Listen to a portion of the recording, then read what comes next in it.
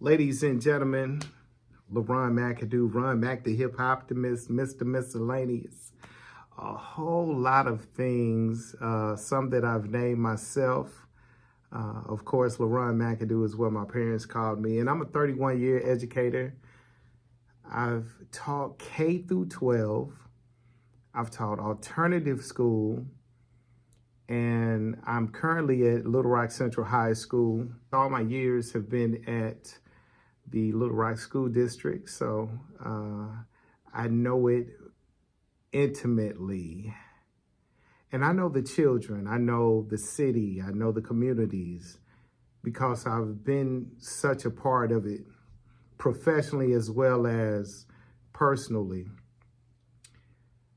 I started out as an art teacher, eager to come here, and because I graduated from the University of Arkansas at Pine Bluff, and I came to Little Rock, and I said, I'm ready to be a teacher. But that isn't the start of my journey. The start of my educational journey really starts when I was a child in school, in public school. And in the third grade, I was an illiterate student.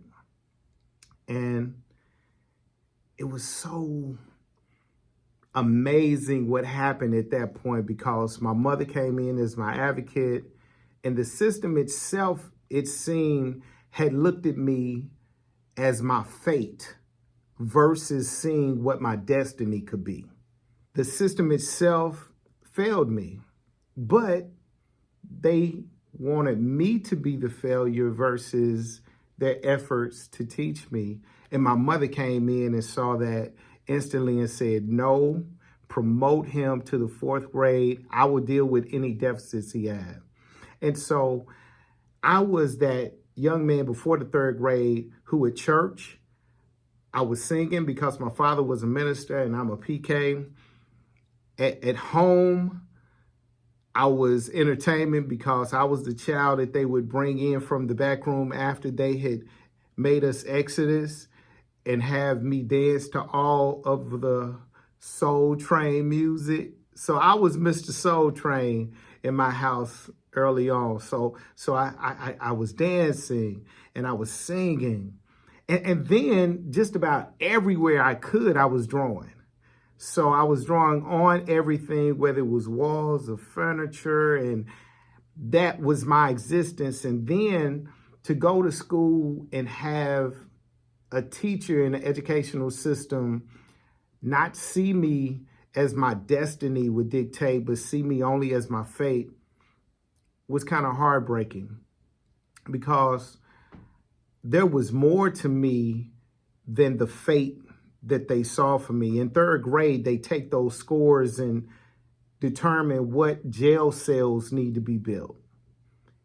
And unfortunately, there's a jail cell built out there for me. I say unfortunately, because even though I managed to not be in it, they found somebody else to be in it, right? So that is part of what I had to kind of fight through and grow through.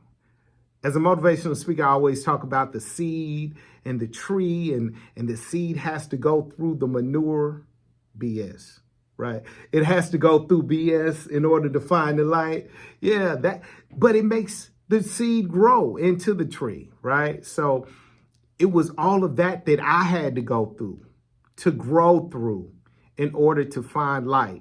So going from an illiterate third grader to the sixth grade classroom where I encountered my first black belt teacher, Mr. Drake. And the reason why his impact was so powerful is because he made me feel smart.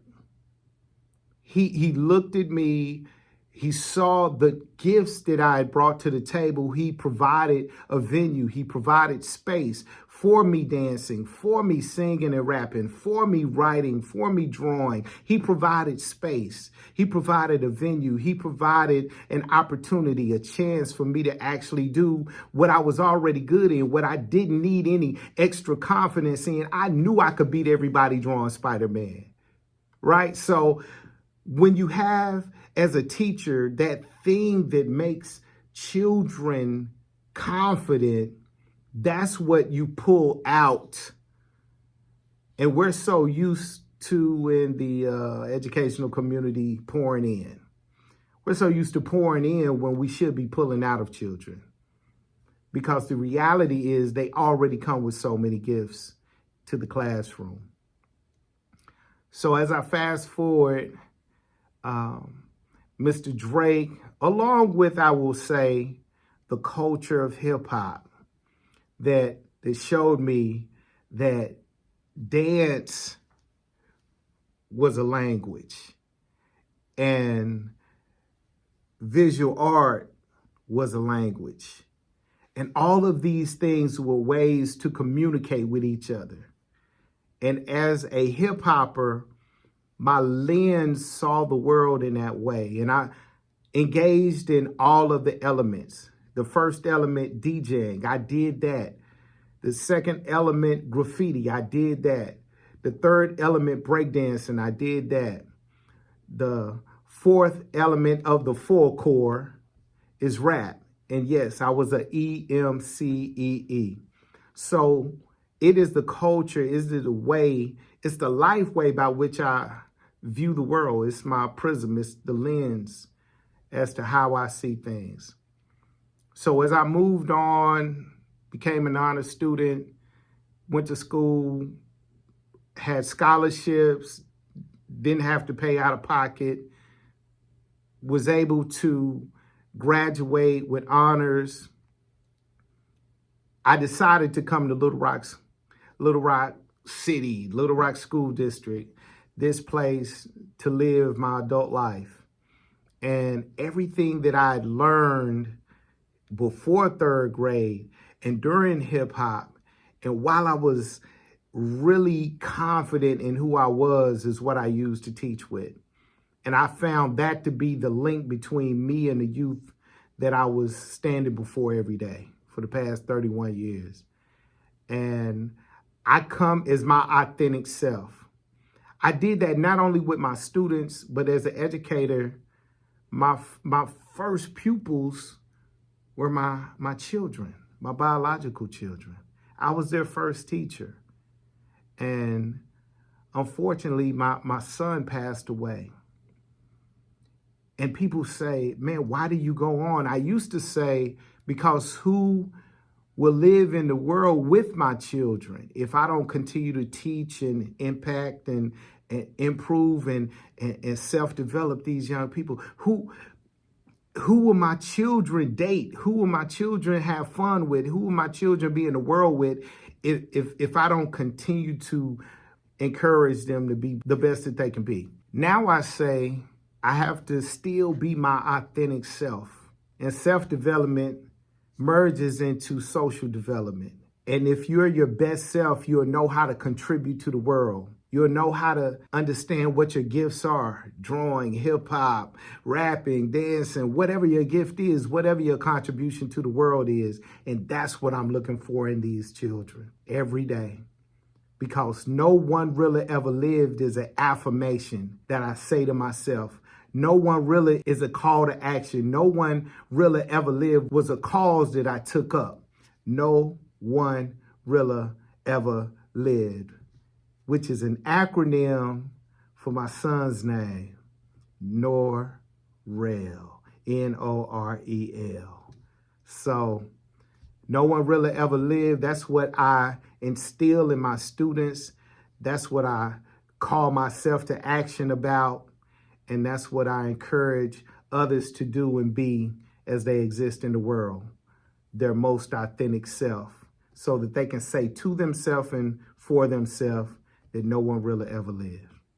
Well, I recognized, honestly, as a slam poet, before even that, a poet, period, in conversations with other people in the poetry community and in looking at them do their poetry, that the poetry that communicated the best was that vulnerable poetry. Those things that happen internally, not these external observations necessarily, but those feelings, those characteristics, those traits that you embody. That's what is impactful. The old cliche is what comes from the heart reaches the heart. And so in storytelling, if you're using what's in your heart as the content, then you're starting with a great nucleus right there. So the world stopped suddenly and then immediately went full speed. And in that time period, it was so many things to consider, but I believe that my son gave it to me. He was like, man, my name is Norrell. He used to say my name is Norrell all the time. And I don't know if it was because people had never heard that before or what, but he used to say that all the time. And it just hit me as I was thinking about writing a piece for the funeral, like, what can I say about my son? And I was thinking his name is Norrell. And it just came to me, or rather, he gave it to me. And that's how the acronym came about. As a motivational speaker, I'm always looking for ways to take something and have it connect in certain ways. So I have something called Driven. I have something called the Grow Life curriculum, and Grow Life is an acronym, and Driven is an acronym. And I use SMART goals. SMART is an acronym. So it's something that is a mnemonic device, one, but it's also an opportunity for people to kind of come in and get that knowledge in big chunks and be able to preserve it within their soul in a certain way. Well, much like the evolution of hip hop, my matriculation through education was similar in that hip hop came out of the necessity for children to be creative and express themselves. So although you took ballet, band, choir, creative writing out of schools in the Bronx, New York, you didn't take it out of the students. And it translated into breakdancing, graffiti, rapping, and DJing. So you didn't have a trombone, but you turned the turntable into an instrument. You didn't have creative writing courses where you talked about poetic devices, but you had the dozens and preachers talking and politicians on TV and commercials that you could draw and glean from to write. You didn't have art class, but you had in New York neon signs and billboards and all these letter styles that you were looking at in fonts that you said, let me take this F from here and this H from here, and let me take all of these letters and combine them in a way. So for me, going through school, they had written me off, and they said, we're just going to allow him to be one that meets the quota for this special ed teacher. Right? This child, we're just going to put him aside. He'll go through life permanently labeled as this type of child. And they didn't understand that once you got me and took away all that other stuff, my confidence grew through all the art forms that I was privy to. I was soul trained for my family. I was, the one dancing. They'd wake me up, hey, come on in here while we play cards and show us that Michael Jackson move or that James Brown move or Wilson Pickett or whoever, oh, that move, oh, that's me. I had all that within me. Hey, can you design the church bulletin? I had all of these things that I was doing that made me confident. So that labeling didn't push me down, hinder me, or even discourage me. I was there and I was ready. I was confident. I was ambitious. I knew that I could move forward. And then I had a support system, which makes it a million times better. And my mother and my father advocating for me, saying, no, move him forward. We're going to make him get up to speed. And what they did was what I used to look at as picture books became great content for me to ingest, which is comic books, which has scientific implications because it's sci-fi.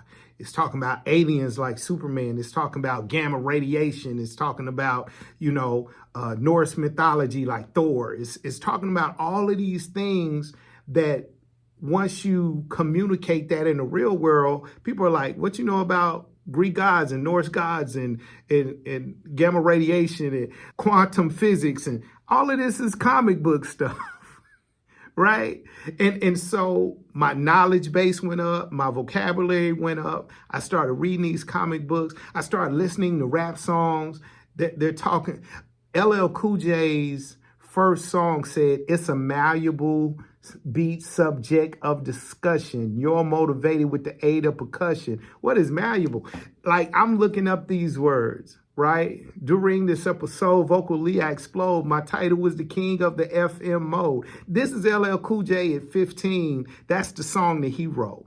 So at 15, I'm writing songs like that. I'm trying to go through the thesaurus and the dictionary and feeding on language and loving how to put phrases together. And then you have the urban vernacular where you have people saying, man, it really ain't no mean nothing unless you seen something, whatever you saw don't tell the law. So it's like, ooh, that's smooth. So I'm listening to these people talk. You have ministers with their 3 points and they always using P's. They said, you got to prophet, you got to praise, and you got to, what's another P word? You have to get those pews right.